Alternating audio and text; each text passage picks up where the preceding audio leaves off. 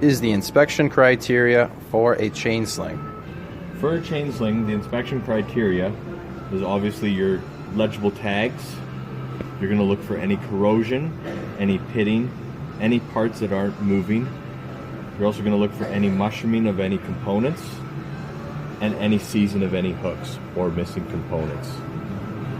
As you can see with this chain sling here, our tag that we can't really read very well indicates there should be some self-locking hooks on the end.